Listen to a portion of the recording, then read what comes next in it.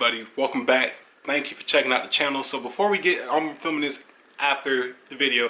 Before I get the video started, I have to say a couple shout outs. Number one, huge shout out and thank you so much to the PPE family, Corey, Michael, the whole team over there.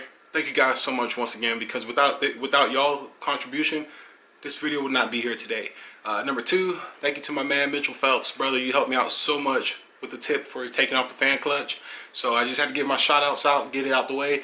If you guys enjoyed the video, smash thumbs up, and I'll see you guys later. What's up, everybody? We back at it. We are not accepting failure today. It is not an option. It's just not. We got a nice overcast, super cool. I'm not sweating like I was before. We're doing dual fuelers, CP3s. Okay, so we're gonna get it done. So right now, if you guys hear a little dripping sound like a dog peeing on the side of a wall or something, that's because I got my coolant draining right now. Got that draining because the goal is we're gonna be taking off this upper radiator hose right here. We're gonna be taking this up and out the way. More good news, the wrench set for the fan clutch pulley system, it came in. I already went ahead and took out the wrench I need, but it comes with an assortment of wrenches. I wonder what would happen if I couldn't get it off with that. Well, we've got one more solution, and this one is going to go out to my man Mitchell Phelps. Thank you guys so much. If you guys are on the Instagram scene, you might know him as 1045 Cummins. Mitchell saw the last video I made with the CP3 failure, reached out to me, gave me huge advice that I had no idea about on these trucks, which is just straight out, little learning curve. At least it was for me. Let me adjust my camera real quick. So if we can't get the fan clutch off down there, okay, that whole assembly where the fan clutch pulley is down there, it comes off with 4 bolts. All you gotta do is remove your radiator hose and then remove this pulley right here. Remove this pulley. All you gotta do is take that center bolt off, the pulley comes out, and there's 4 bolts. And I'm gonna see if I can show you guys one of them, because you can actually kind of see it. You see those right there? Well, those 2 guys right there, those are the bolts that will hold on the assembly. And yeah, super good. It's good. My camera's like getting loose on me. And then there's 2 more on this side. You can't really see them. They're back there though. Once you take that pulley out, you're going to see it right there. And what you do is when you take those 4 bolts off, this whole sucker just slides straight up. Fan, everything attached to it. So I'm gonna try.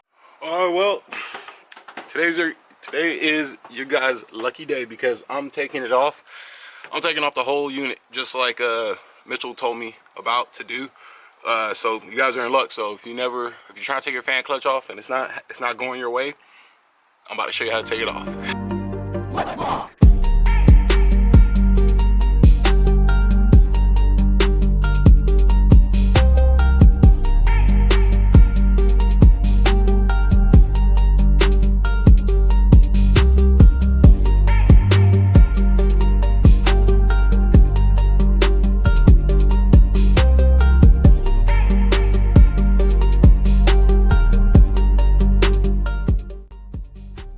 Alright you guys, so like I said, once you get that pulley out the way up top, those 4 bolts right there, take them off, and this whole housing, this whole unit is going to come up, okay?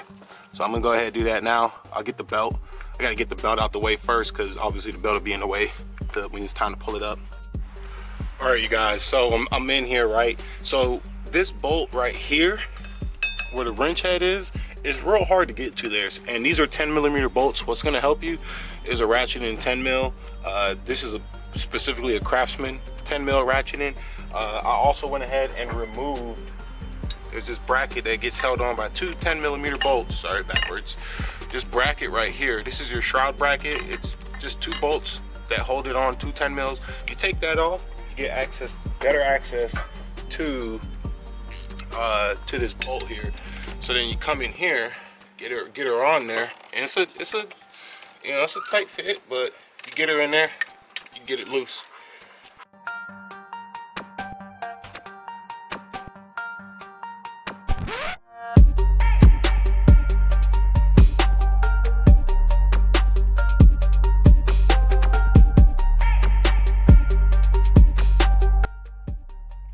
Okay, after struggling, fighting it, finally take her out. This sucker got a little weight, so if you're not the strongest, it helps to have a buddy. Okay, that was fun taking out, but the fan clutch is out, as you can see. So we got it on the ground. Yeah, everything seems to be here. And then we got the piece back there. We're out. We can actually keep going and keep filming. Sweet. Oh man, it gotta be 5:30 somewhere, man. I mean, it's only like 9 something in the morning here, but you know what? The hell with that.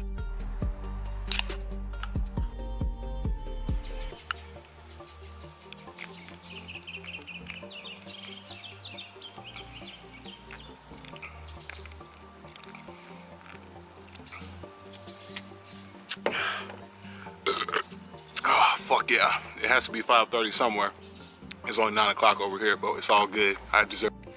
All right, next thing we're gonna go ahead and do is remove that intake manifold right there, because we're gonna need access to, it's gonna give us greater access to the back side of the, or the front side of the fuel rail, and also give us access to the fuel distribution block, or some people call it fuel delete, or yeah, fuel filter delete. So we're gonna do that. All right, next thing we're gonna do is, once we got the intake manifold out the way, you're gonna go ahead and remove your stock fuel feed from CP3 to your fuel rail. Okay, you can see right there where I have that wrench on at. You're gonna remove that B-nut, and then you're gonna break that B-nut and get this line out. So check it out.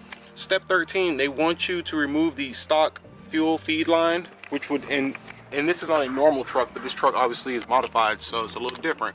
So what you would do is that blue line, okay, on a stock truck, you're gonna have a line coming from there going to your stock fuel filter housing. That is your feed line to your injection pump. I don't have that because I have an air dog. So what does that mean? My feed line is coming directly from my lift pump, which is back behind the truck. So, and this is a 1/2 inch fuel line, and we're working with 5/16 fuel lines, okay? So the concept is that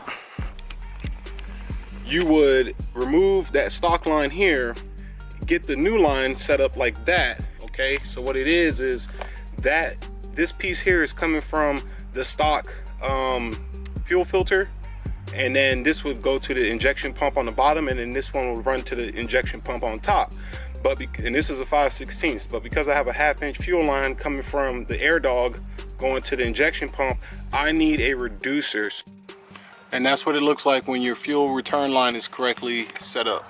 Okay, that top part, that T right there, you see that doesn't have a line on it, that is going to go to the top of the other injection pump. That will be the return line for that injection pump. Okay, so now we're gonna move on. All right, you guys, I wanted to show you this setup right before I install it. Okay, so what we have here, everything is provided in the kit. So in the middle here, we have a T-fitting, 3-way T-fitting, and then we have a, well, pretty much the fuel lines provided in the kit. Okay, this is the orientation you roughly want them. The question mark is going to be at the bottom. That'll go to your original CP3. The left one, top side, is going to be going to the new CP3, and then the one on the right is going to be going back to your fuel rail to feed it. Just wanted to show you orientation, okay? Keep note how I leave the plugs on here until right before I install them, because I don't want a chance of any dirt getting inside these lines. If you get dirt in there, it's not the end of the world. Just get some brake clean, some part cleaner, blow it out, spray it out, clean it out good, you'll be okay. I'm gonna install this and then show you guys what it looks like once it's installed. All right, so I have these lines hard mounted, so you can see down there the question mark looking fuel line, and then back here we got it going to the fuel rail, and then obviously right here is going to be where the injection pump, the second injection pump, will be sitting. They do provide a bracket. I haven't put it on yet because you have to install the intake manifold.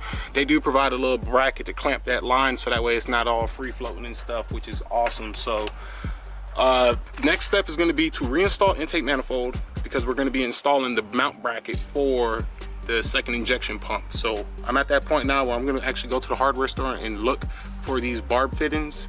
If I can't find it, then I'll order it and then just pause and wait until it comes in. All right, you guys, so I got back from the hardware store. Now this is the best I can find. This is a, let's see, this is a 3/8 to 1/2 inch reducing coupler. Actually, no, it's not, I lied. Actually, yeah, no, that is it, because the other one doesn't work. So this is the best that I can find at the hardware store. It's gonna work. I'm not worried about it. So if you look over here, we can definitely definitely get that guy to work. Not worried about that. And then I have some spare fuel line hose from AirDog. Come over here. Now it looks a little loose, but once we clamp her down, she's gonna be good. And you got to keep in mind, this is coming from the AirDog, so your AirDog, at least mine, on these 6.7s and 5.9s, they're usually gonna be around 15, 20-ish PSI, so it's not a whole lot of fuel pressure running through it. I'm not worried about it. I've seen way sketchier stuff, so it's gonna work. This is not sketchy, this is not jerry-rig, this is just improvising, you know what I'm saying? So it's gonna work out, a-okay. All right, you guys, so I got the feed line set up now, so it's gonna look roughly like that. So this is the AirDog feed line feeding it. Yes, I know it's all tight and stuff, but this is not gonna leak. So don't freak out, okay? So what I'm gonna do is I'm gonna use the truck and I'm going to pull down on that blue line, pull it back, because it's obviously way too long right now. So what I would do is this line right here in my hand is going to connect right there. I'm gonna have to swap out that fitting and put a skinnier one on there. I should have an extra one from when I originally did my AirDog. And then I'm just gonna get the black hose connected there. That'll be for the top side feed of the second CP3. And then the one over there, top side, is the return for the top side of the CP3, okay? So I'm gonna go ahead and get that situated. What I'm about to do is, I am about to install the, one second, let me get it right for you guys. I'm about to install the bracket for the CP3. It goes right here, utilizing those 3 bolts right there. Here it goes like that, and then you got the bolts for them right here. Okay, so I'm gonna go ahead and hard mount that bracket, and then we should be mounting this sucker soon.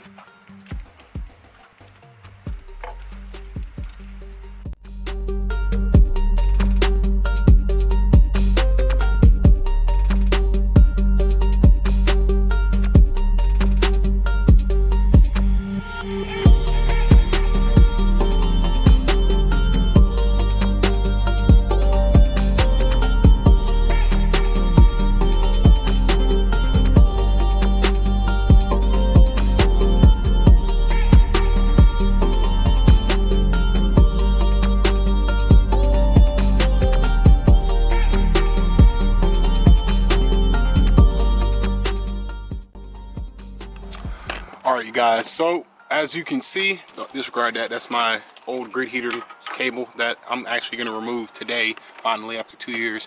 So we got the pump installed, the fuel lines are connected. Now check it out, you guys, it's going to be super difficult to kind of see it, but listen to what I'm saying and it'll make sense, okay? So this right here is a Duramax CP3, okay?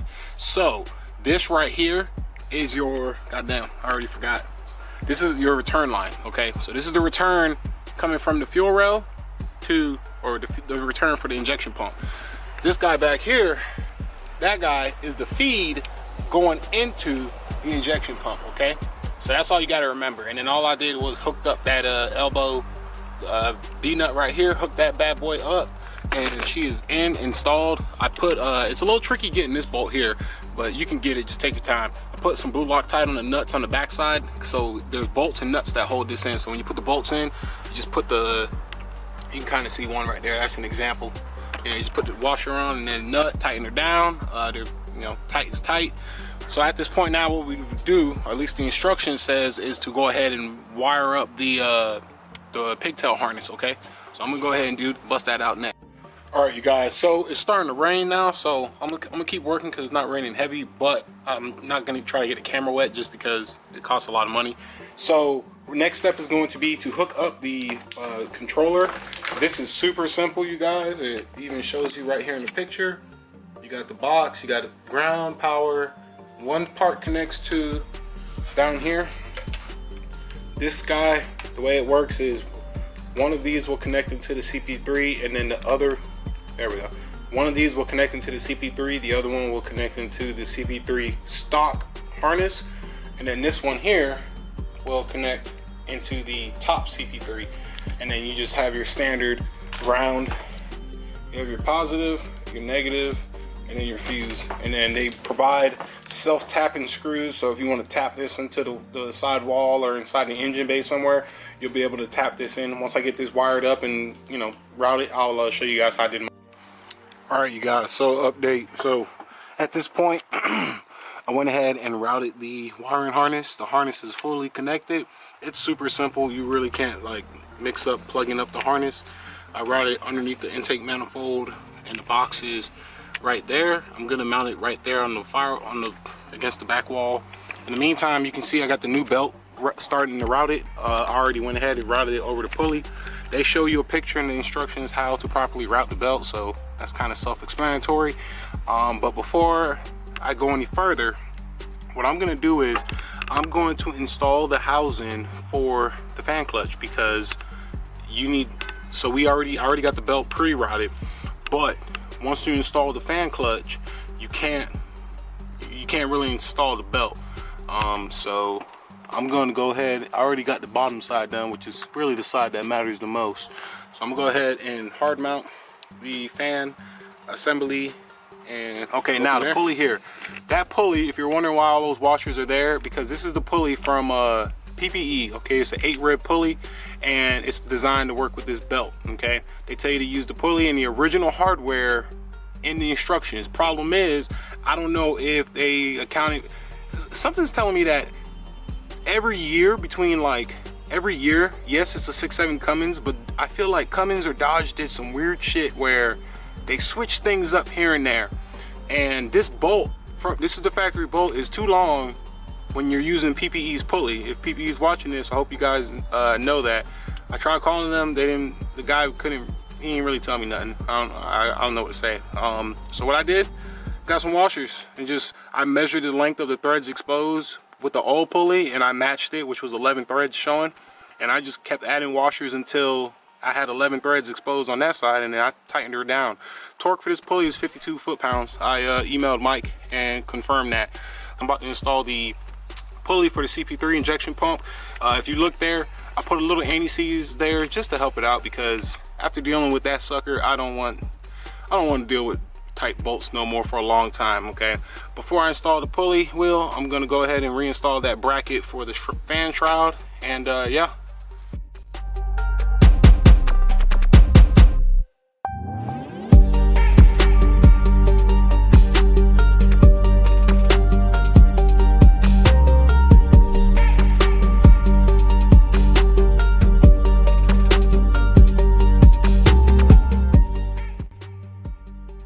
Alright, pulley is on. It's not torqued yet. It'll get torqued once I hook the rest of the belt up. It's pretty much, so I'll show you guys in a second once it's all routed and stuff.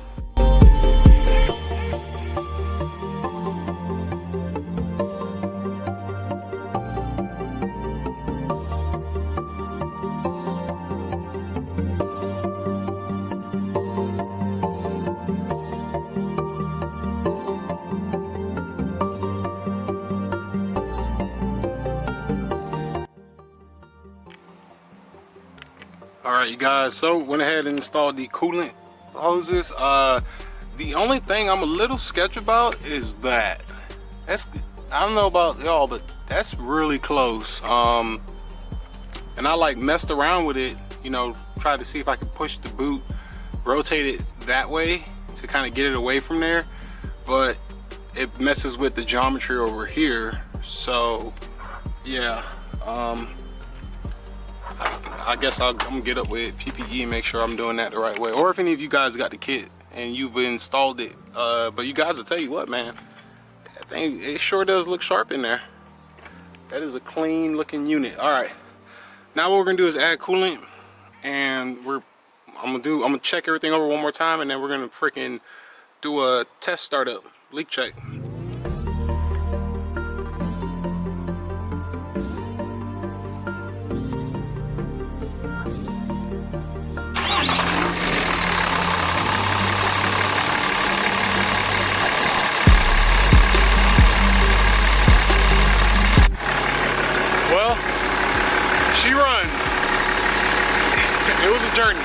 It was a journey, so you guys didn't see it, but this is the second time I cranked her up. The first time, fuel went everywhere. Oh my God, it was so bad. So I had, see if I can show you guys real quick. I had a couple of B-nuts that weren't tightened down all the way. So that guy wasn't tight. And I could have sworn I tightened them, but you know what, I must have forgot. That bottom one wasn't tight, that front one wasn't tight. So, good thing is that if you have a high pressure injection system, you're gonna know if you got a fuel leak. There ain't gonna be no guesswork, trust me, because that stuff, that high pressure system is gonna spray everywhere. So, I had to spray brake cleaner all down there. I gotta wash the engine bay out, man. If you guys know, comment the best thing to use to wash an engine bay, like, you know, engine degreaser, the engine foam degreaser. Comment something that I can wash my engine bay out with without damaging my electrical wiring and stuff, obviously. So, you know, down there, I believe down there on the side of the engine block is my ECM, and the last thing I want to do is fry that, because that's gonna be a bad day. But yeah, she runs, man. It runs. You know, fuel pressure, it's still the same now, okay? So remember, guys, going back on the purpose of dual CP3s, it's to cut the workload in half of the one single CP3. So you're not gonna have, like, it's not like putting fuel injectors in your truck. You see right there, fuel rail pressure's right about 5 grand. So it's not gonna be like, you know, a bunch of crazy fuel pressure. The module, the controller for the dual fuelers is gonna control the workload for both of the injection pumps, okay? As of right now, I'm be real, I'm assuming this is working, because if it wasn't, it wouldn't start, but that's also something. Comment down below. So if you got dual fuelers, and let's say the top one takes a dump, will it still run? Like, you know what I'm saying? Like, how do I know that it's working, that the injection pump is working right there? I'm pretty positive it is, but you never know, okay? But other than that, though, I topped her off with coolant. I don't have the fan shroud on yet because I just wanted to do a leak check and make sure everything's good. I'm going to put it on here in a minute, and then we're going to go on a test drive. But yeah, get ready. All right, we're going to do another crank up. About to take her out. I went ahead and took that liner off the hood. It looks so much nicer. I actually like it, like brightens it up. I need to wash it though. I polished up all of the chrome. It's shiny. There we go. I'm just so paranoid about closing it, but okay. I guess it's good. All right, you guys. So we're in the truck. Everything's good right now. So far, it's just one of those things where it's like, same thing with the compounds, same feeling where you know you did everything right, but you just still have like those butterflies. It still feels good. It still feels good, you guys. She feels, I'm watching my fuel pressure, and kind of seems like it, one second, I'm out of the window real quick. Trying to listen, that's why the window's down.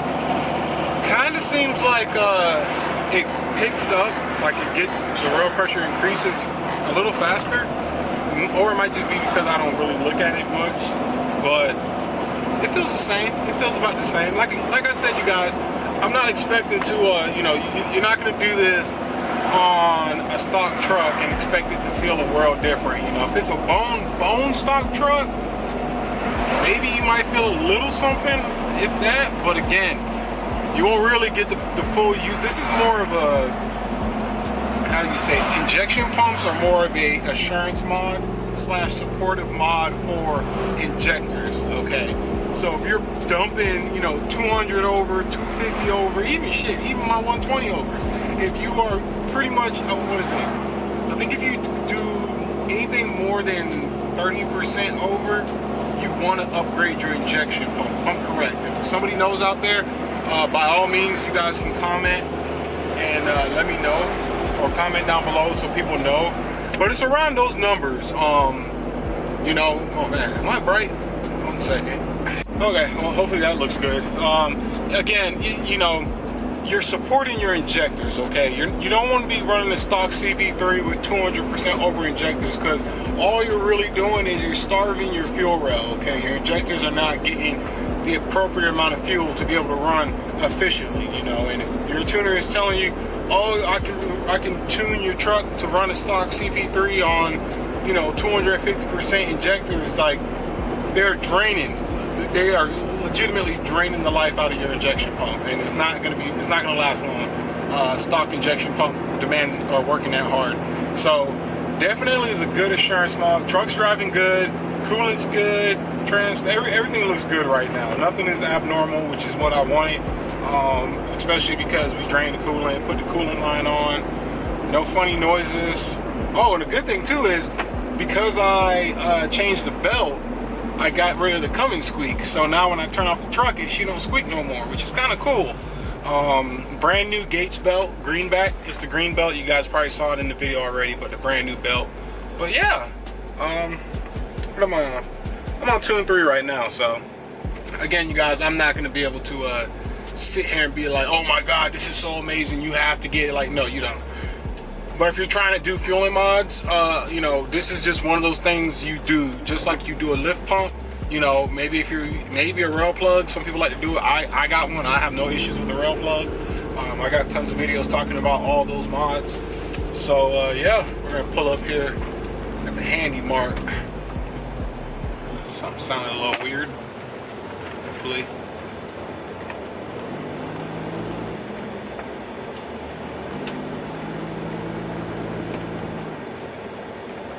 Let's check out the engine real quick. See what we're working with. Thought I heard something, but maybe my ears are just playing tricks on me. Yeah, everything's still there. Yeah, no leaks. That water is because it's been raining out here, you guys, so the roads are all wet and stuff. But oh yeah. Check that bad Larry out. Again, if you guys can comment, how do you know if the pump is working? That's a question I never thought of, and now I have. So definitely, heck yeah. Truck's filthy too. I gotta get her washed up. Definitely. So, you guys, hopefully you enjoyed this video. If you did and you stuck it out to the end, thank you so much. And please, on your way out, do not forget to hit the like button. And on top of that, remember promo code everything10 will save you 10% on anything at the PPE store. Okay, so you go to PPE, I think it's PPEdiesel.com or PPE, just Google PPE, and you will save 10% on anything you order. So if you want to order this exact same injection dual fueler kit, you can get it and save 10%, which is actually going to save you about, the kit's $10.99 without a pump, so you're gonna save at least $100, probably about $110, okay? So that's a lot of money. There's not a whole lot of people out there hustling and getting codes like that. So if you do appreciate it, smash the thumbs up, let people know about this video. As far as I know, this is the first video on YouTube showing how to do a PPE dual fueler installation, which I'm pumped about. So I want as many people to see it out there. And to be honest with you, there really isn't any videos at all showing how to install dual fuelers. Turbo Tom got one, Greg A kind of got one. So again, you guys, thank you so much for checking out the channel. Until next time, take it easy, be safe. I'll see you guys soon, and thanks for watching.